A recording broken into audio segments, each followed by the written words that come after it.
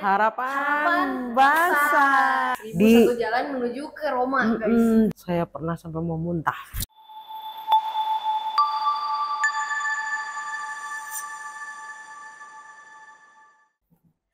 Hai semuanya, selamat datang di channel kami Si Paling Desain. Perkenalkan, namaku Stevi dan nama saya Vanessa. Kali ini kita mengundang tamu spesial, yaitu dosen dari ITHB. Langsung aja kita sambut, yaitu Tante Reti. Yeay, tepuk tangan. Ya, Tante sebelumnya bisa dipersilahkan memperkenalkan diri Tante ke kamera kepada penonton. Halo, apa kabar? Saya Arleti Mohtarapin, bergabung dengan ITHB dari sejak 2014. Jadi ya tinggal dihitung sudah berapa lama saya berada di ITHB. Saya di sini mengajar beberapa mata kuliah sih sebetulnya, tergantung dari diberikan tugasnya mengajar apa begitu. Tapi kalau di ITHB kami semua harus mampu mengajar lebih dari satu mata kuliah. Gitu. Wow, berarti jobnya double ya Tan ya, lebih mata kuliahnya gitu. Dosen ITHB itu keren-keren, kita harus mampu segala macam dan harus mampu menyesuaikan diri dengan situasi.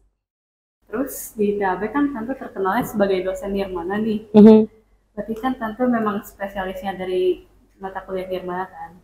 Nah, dari semua mata kuliah yang ada tuh dan dari semua dosen yang ngajar, kenapa sih Tante yang bisa ditempatkan di mata kuliah nirmana? Ya itu tadi dari saya sejak kuliah disuruhnya pegang nirmana. Nirmana lagi. Sejujurnya saya pernah sampai mau muntah. Muak ya Tante? Tanya di sini pun sama. Saya bilang, udah ganti dong. Saya bilang gitu. Saya pernah waktu di STC sampai nggak mau ngajar nirmana. Saya udah mau muntah. Berpuluh-puluh anak, tugas itu rasanya apalagi kalau tugas pertama ya yang garis itu rasanya yang juling itu kita loh. Rasanya udah puluhan segepok itu, aduh udah juling duluan, mau muntah rasanya lihat itu. Dan dari tahun ke tahun harus mengajarkan itu dan frustrasinya mengajarkan nirmana kepada anak baru lagi itu luar biasa tantangannya. Akhirnya dosen-dosen yang di ITHB bilang udah aja kamu aja terus. Aduh enggak, please ganti gitu. Muak. Bukan muak, kadang-kadang mereka juga mungkin nggak belum punya metodenya untuk menghadapi anak yang baru. Setiap kali baru lagi untuk mengajarkan, kan ini salah satu mata kuliah dasar ya. Jadi nggak gampang gitu ngajarinnya. Kan belum pernah di SMA belum pernah ada yang dapat pelajaran nirmana kan? Ada yang dapat, ada yang enggak sih Tan? Sekolah saya dapat sedikit sekali. Hebat sekolah kamu. Saya ada mata kuliah desain juga soalnya. Kamu dari Aloy? Iya dari Aloy. Nah, iya, karena kita dulu ngajar di Aloy. Wah, jadi sempat diajak sama Pak Charlie kalau nggak salah. Benar, boleh minum ya? Boleh Tan, minum aja Tan. Aus. Sambil makan suku juga nggak apa-apa Tan. Nah, Tan lanjut. Maaf guys, kepotong mic-nya ada masalah.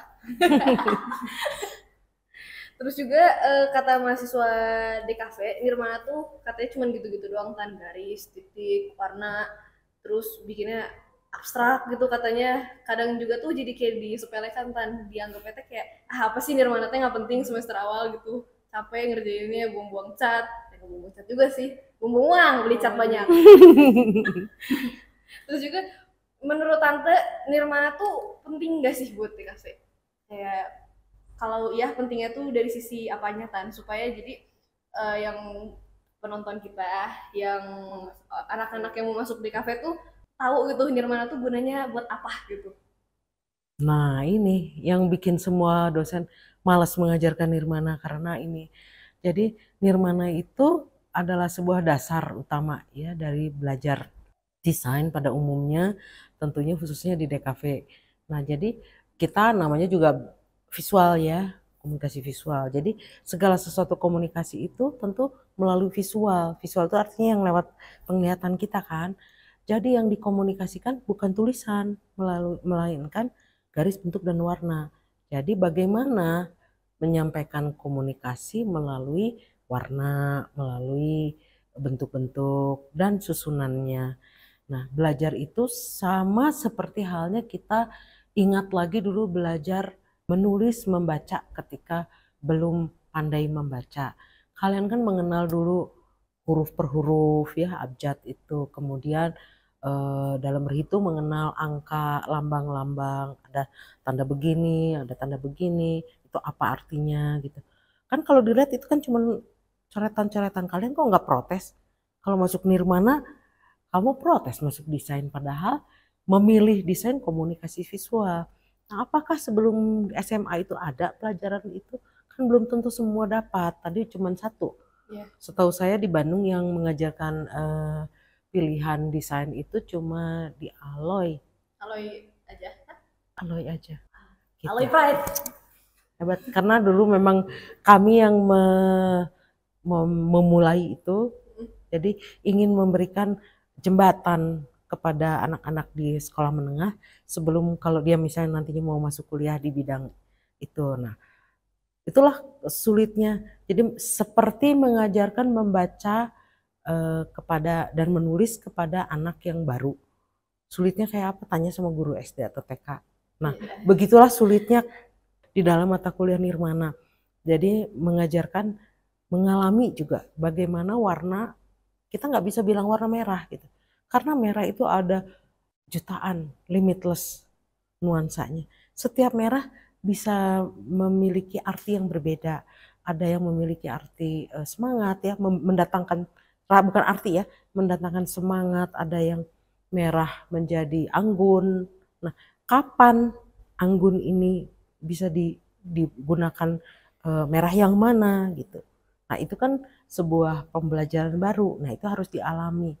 Makanya memang pasti membosankan disuruh nyusun ini, karena memang tidak boleh membentuk, tetapi harus menyampaikan pesan. Nanti kalau menggambar, ada pelajarannya menggambar, itu teknis menggambar di pelajaran menggambar, di mata kuliah menggambar. Di Nirmana kita mengajarkan bagaimana setiap siswa ini dari tadinya tidak peka bahwa bentuk itu ada maknanya, bentuk kotak tajam sama bentuk kotak yang bersudut berlingkar ya, kan itu berbeda hasilnya. Ada yang terasa menusuk, ada yang terasa kaku. Nah, kapan yang kaku, kapan bisa dijadikan keras, kapan menjadi lembut. Nah, itu harus diajarkan. Nah, mengajarkan itu semua kan mirip seperti mengajarkan bahasa yang baru, bahasa visual. Tentu sulit. Nah, itu yang bikin maju mundurnya orang untuk mengajar di tingkat pertama. Saya udah bilang, udah yang muda ada yang gantian. Nggak mau mereka, karena ternyata mengajarkan yang dasar jauh lebih sulit dibandingkan yang atas. Iya sih, kan kayak malas banget ya ngajarin yang belum ngerti gitu ya. Iya. Selain itu, makin berkembangnya zaman, ininya motoriknya peserta didik itu jadi berkurang juga kemampuannya. Jadi kita tuh bener-bener pegang cutter tuh begini, karena bukan apa-apa, supaya aman dan supaya hasilnya benar gitu. Iya, pegang gunting itu begini, karena cara mengguntingnya, cara mengendalikannya beda. Setiap alat kuas beda, mencampur cat. Kapan sih ini dibilang pas gitu? Itu teknis. Nanti kenapa komposisi itu susah? Karena komposisi itu bukan sesuatu yang ada rumusnya. Harus gini, harus gini, harus gini. Kalau diikutin semuanya, nanti satu negara ini, satu dunia ini sama semua, boring dong. Iya sih, ya, bukan boring juga sih. Gitu-gitu aja. Ya kan setiap orang bisa menghasilkan. Misalnya ditantang nih satu kelas, ayo bikin komposisi yang anggun. Kata kuncinya anggun gitu. Ya sok aja bikin gitu. Kamu bisa mencapai anggun melalui hitam putih, kamu mencapai anggun melalui merah dan kuning dan aneka warna yang lain bisa. Kenapa tidak? Ada 1001 jalan menuju ke Roma. Itulah. 1001 jalan menuju ke Roma, guys. Jadi bikin komposisi itu ada 1001, lebihnya tak terhingga peluangnya. Jadi jangan pernah ingin menjadi orang lain, karena setiap individu itu mempunyai potensinya, mempunyai kepekaan yang berbeda, sehingga pasti hasilnya akan istimewa setiap individu itu. Setiap orang istimewa, guys. Iya dong. Jadi harus istimewa. Optimis. Dan harus menjadi dirinya sendiri, karena di dalam desain itu kalau kayak niru kayak orang lain, kita menjadi plagiator. Dan plagiator itu selalu akan dirugikan, kalau apalagi sekarang dengan adanya hukum-hukum internasional. Iyalah, nanti kalau kena misalnya kamu mengambil apa gitu, Terus jangan jauh-jauh, di YouTube aja ada beberapa ketukan aja sudah dianggap nada itu. Desain juga demikian. Jadi ada beberapa hal yang menjadi patokan ini. Oh, ini Anda niru dari sini gitu. Ada plagiasi di situ. Nanti kena tuntutan, disu nanti. Ya sih, kan apalagi zaman sekarang lebih canggih, jadi gampang. Bukan lebih canggih kali kayak karena ada internet kali ya. Jadi semuanya terhubung. Kalau dulu kan sebelum ada internet kan harus lihat fisiknya, jadi ada jangka waktu yang cukup panjang untuk pembuktian. Iya sih, jadi kayak langsung instan ya, apa-apa viral. Oh, itu mengerikan sekarang. Seremtan itu juga. Terus juga kan masih soal Nirmana, kalau DKV di Indonesia tuh istilahnya tuh cuma Nirmana tuh cuma ada di DKV kita. Kenapa di luar negeri tuh kayak nggak ada sih, Tan? Kayak di Indonesia? Di Indonesia bukan di kita aja ya, di Indonesia lah pada umumnya. Ya istilah tersebut diambil sebagai nama mata kuliah tersebut. Kalau di luar negeri disebutnya basic principle design. Basic design ada yang begitu. Karena memang intinya adalah itu. Tapi masa kita mau menerjemahkan dari bahasa Inggris ke bahasa Indonesia? Untung dari saya kuliah itu namanya sudah Nirmana. Jadi saya bersyukur kepada senior-senior saya, dosen-dosen saya, karena sudah mencari nama yang tepat untuk mata kuliah ini. Karena memang kita tidak boleh menggambar di dalam Nirmana. Gitu ceritanya. Lanjut. Menurut Tante nih, Nirmana yang baik dan bagus dan layak dapatnya yang tinggi itu seperti apa sih? Kriterianya gitu kan, kayak nilai yang dapatnya tinggi. Nah, kalau dulu waktu saya kuliah itu kan penilaian itu kualitatif sekali ya. Tapi kalau sekarang kita mencoba menguraikan supaya tidak terjadi kepincangan, tidak terlalu subjektif. Jadi kita mencoba mengobjektifkan satu penilaian yang sebetulnya sangat kualitatif. Akhirnya dibagi. Kalau teknis itu menilai betul-betul gimana sih ini anak ini bekerja, kebersihan, kemudian dia mengolah media, materi, media terutama mengatasi itu. Teknis itu dinilai di teknis. Nanti kalau di ITHB dibagi lagi, nanti yang menilai materi, misalnya materinya mengajarkan tentang kontras warna gitu. Ini tercapai tidak kontras warnanya. Nah, jadi fluktuasi naik turunnya kualitatifnya itu tidak seenaknya gitu. Jadi di sini kita mencoba mengerem supaya hasilnya bisa dipahami oleh anak-anak yang kemudian melihat itu dari penilaiannya, lalu komposisinya, karena memang penekanannya di dalam belajar Nirmana itu belajar komposisi. Gitu. Dasarnya berarti. Iya, komposisi itu kan nanti akan di mana-mana dipakainya. Di fotografi bisa digunakan, di kehidupan kita, keseharian kita mengkomposisi penampilan. Di dalam ruangan mengkomposisi ruang, di mana-mana kita akan bicara tentang komposisi. Kamu masak pun, kita masak pun ada komposisinya ya, rasa keseimbangan. Yang harus dicapai apa? Keseimbangan itu sendiri. Keserasian ya. Ya, jadi makanya ngotot harus itu dan itu dan itu. Ya wajar, orang itu kelas dasar kok. Iya sih. Ya kalau dasar itu dikuasai, maka dia akan bisa menerapkan komposisi dimanapun. Dan dia akan mudah karena banyak kosakata dalam arti visual ya. Dia mampu menggunakan apapun. Jadi dia dikasih, kamu hanya boleh pakai hitam dan kuning misalnya. Tapi harus bikin sesuatu yang ceria. Nah, berapa banyak kuningnya? Kuning yang mana yang dia pakai? Bentuk apa yang dia pilih? Pasti bisa. Kalau memang kosakatanya, pengalamannya cukup, pasti bisa. Jadi nggak ada yang nggak bisa. Tadi beribu jalan ya, bukan 1000 ya. Beribu jalan. Beribu jalan menuju Roma. Di ITHB itu ya, didesain lagi.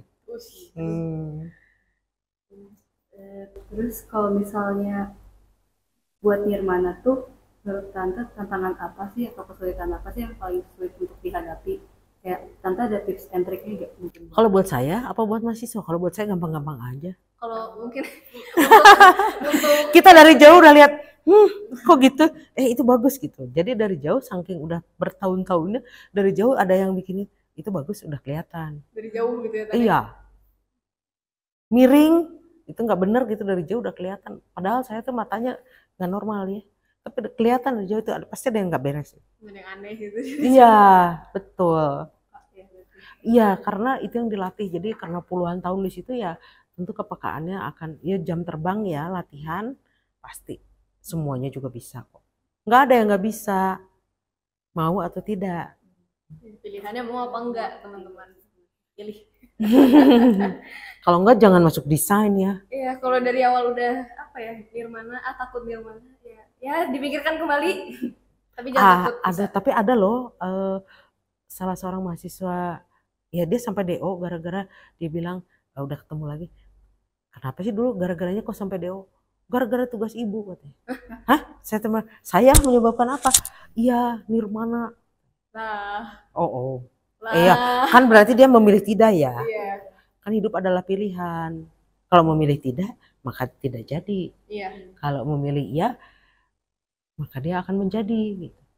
Pasti ada gitu. Hasilnya. Iyalah, semua kan akibat dari proses. Gitu. Proses, tujuan. Ya. Gak ada yang instan. Yang ada yang instan. Betul. Kalau instan mah mie aja. Oh. Instan juga belum tentu instan kan, ada prosesnya. Nah, itu yang tidak dipahami. Orang ingin instan, padahal di balik suatu produk instan itu ada proses yang luar biasa panjang dan rumit. Nah, ketika menjadi desainer, kamu gitu-gitu aja bayarnya mahal. Mereka nggak tahu di balik satu kesederhanaan bentuk itu prosesnya kan panjang ya. Kamu menyederhanakan, lebih mudah yang rumit apa yang sederhana? Kayaknya mending yang rumit ya. Rumit cepet, nggak usah mikir jadi. Tapi kalau sederhana, kita harus mengintisarikan semuanya. Ini gimana caranya supaya mudah dipahami, supaya indah dilihat, ada estetikanya, ada etikanya ya. Kita tetap harus punya moral ya di situ. Terus kemudian ya tentu ada artistiknya juga. Kalau kita berkaitan dengan industri berarti harus ada unsur dagangnya ya. Kalau itu untuk branding kan dia harus memberikan pencitraan yang baik. Nah itu. Jadi orang suka gampang, gitu doang bikin logo. Banyak gitu. Memang karena mereka tidak paham, yang mereka lihat itu hasil akhirnya. Sama kita lihat produk makanan instan, gini doang bikin air jeruk gampang ya. Anak TK juga bisa tinggal buka kantong, kocek jadi. Tapi mereka tidak tahu bahwa untuk mencapai tangan kita si kantong isi instan itu prosesnya panjang sekali dan rumit. Rumitan sampai dibilang, anak desain teh cuma gambar doang ya kerjaannya gitu. Aduh, sebel banget dibilang itu. Berarti harus memberikan pembelajaran ya, pemahaman pada umum. Iya, jadi anak desain bukan gambar-gambar doang guys. Kita juga membedah ide ya, memberi ide dong, bedah ide. Oh ya, terus juga kita kan sebagai anak desain tuh kalau misalkan nggak belajar nirmana atau basic nirmana yang nggak ada tuh akan pengaruh ke karya juga nggak sih? Ya iyalah. Gitu. Berantakan pasti komposisinya. Karena komposisi adalah yang utama, itu satu. Kedua, pesan-pesannya. Jadi kalau misalnya tadi harus menceritakan suatu kata sifat ya, perwatak misalkan tadi nakal, gagah. Dari mana dia mau bisa menuangkan itu ke dalam visual kalau dia nggak paham bahasanya. Jadi itu kan mirip orang di bahasa, misalnya bahasa Indonesia, terus disuruh menjelaskan ke bahasa Rusia gitu, ke orang Rusia. Kamu tiba-tiba ke sana, nah gitu. Mirip seperti itu. Jadi nanti desainnya jadi gitu. Kita bisa melihat desain, nggak jelas enggak. Jadi antara pesan, kemudian ini medianya, ya dari gagasan pesan sampai ke orangnya tidak sampai. Iya sih. Gitu. Atau melenceng, nah itu berbahaya kan. Kalau salah sasaran, kita bertanggung jawab di situ. Nah sebagai desainer kita harus punya tanggung jawab. Ya sih, kalau nggak jadi bisa salah arah semuanya ya. Iyalah, salah sasaran bahaya lah. Kalau salah sasaran umur, salah sasaran sosial, ekonomi, wah ngeri nanti. Serem. Sebetulnya tanggung jawabnya besar loh sebagai desainer komunikasi visual itu, karena kita tidak lagi hanya cerita, saya mau oret-oret, main warna, main gambar, susunan kata. Enggak, bukan itu. Tetapi bagaimana ini pesan yang sudah kita susun dengan apik itu direncanakan dari sebelum, terus kemudian diwujudkan sampai nanti hasilnya, sampai efeknya kan. Iya sih, sangat pengaruh. Iyalah. Berarti kalau kita sebagai anak desain tuh apa ya, istilahnya indera kita tuh keenamnya kebuka semua tuh. Semua indera. Semua indera kebuka. Bukan hanya 6, semuanya. Buktinya kamu kalau lihat sesuatu yang bagus bisa merinding, bisa terharu sampai menangis atau sampai melongo. Itu kan karena kepekaan kalian di dalam mengapresiasi sesuatu. Kamu dapat gitu, ngerti, oh ini gini. Bukan hanya di ruang desain, tapi kamu di ruang yang lain juga bisa. Kamu mendengarkan musik, kamu bisa tersentuh, berarti kepekaannya sudah naik. Melihat karya seni sampai terpaku atau sampai keluar air mata terharu misalnya, itu kan menunjukkan bahwa rasanya sudah begitu terasah. Begitu. Paham. Iya, jadi bisa dapat, oh kamu bisa dapat pesannya. Kalau kamu bisa mengerti pesan, tentunya kamu juga orang yang mampu menyusun pesan. Begitu. Iya sih kan. Saya juga sampai kadang kalau ngeliat karya kayak, wah bagus banget ini, apaan ini? Yang kadang kalau dinilai orang, apaan ini, aku nggak ngerti, bagus ini gitu. Iya, bagus atau tidak kan relatif ya. Tapi kalau pesannya sampai, nah itu berarti benar.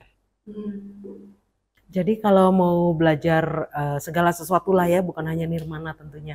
Kalau kita mengerjakan dengan beban, itu pasti lebih nggak enak. Apalagi dengan bersungut-sungut, dengan mengeluh, itu pasti lebih berat. Tapi kalau di ITHB ini, kita kan mengizinkan kan boleh denger lagu, boleh sambil ini. Sehingga suasananya akan berbeda dan enjoykan semua. Nikmati semua proses karena kita harus melewati fase-fase yang memang kadang-kadang nggak cocok ya, nggak enak, nggak suka. Tapi kalau kita belajar menikmati, kita akan enjoy kok. Akan ringan kesananya. Dan kalau kita tahu tujuannya, motivasinya, bahwa saya belajar ini itu karena nanti saya mau jago di sini, pasti bisa. Belajar nyetir atau belajar naik sepeda aja pakai jatuh kan? Iya sih. Semuanya ada prosesnya. Nyetir juga pasti ketabrak-ketabrak lah, nyerempet-nyerempet. Ngebaret. Iya. Ya wajar lah. Jadi baret dikit gak ngaruh. Gak ngaruh di mana orang tua. Baret-baretnya di dalam nirmana itu menimbulkan catatan untuk kalian nanti kalau sudah berhasil. Oh ya saya pernah gini, berarti saya bisa lebih. Berarti kalau bisa kita ambil dari kesimpulannya kan belajar nirmana tuh jangan takut ya Tan ya. Berarti harus enjoy. Jadi sebelum mulai kuliah pun kalian jangan terlalu mikirin kayak aduh nirmana nanti ketemu di DKV gimana ya. Jangan pikirinnya ini tuh bisa kita laluin, kita selama kita enjoy pasti bisa gitu prosesnya. Jangan nyontek Jokowi ya, tak bisa. Aduh. Enggak deh, pasti semua akan terlewati. Semua akan indah setelah kita melewati itu ya. Iya, semua akan indah pada waktunya. Ya. Siap. Terus ya terima kasih Tante sudah menjadi narasumber kita, sudah bersedia meluangkan waktu.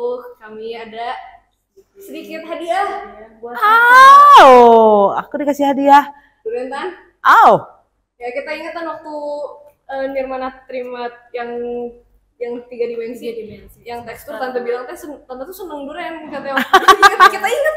Oh kamu inget toh di antara sekian hektiknya di sekolah itu, terus ternyata inget ya kata-kata itu. Ingat waktu itu sepakat. Terharu aku. Waktu itu suruh bawa apa ya, kulit durian. Enggak, kulit buah. Kulit buah. Bawanya oh kamu duriannya isinya aku gitu ya? Iya, ingat itu kan. Jadi waktu kuliah dulu, jadi ya terima kasih lah atas kuliahnya dulu. Jadi dulu kulitnya, sekarang isinya gitu. Iya. Terima kasih semuanya. Terima kasih. Ya, terima kasih. Nuhun. Terima kasih teman-teman. Wangi loh. Kamu nggak akan bisa ikut makan. Yeay.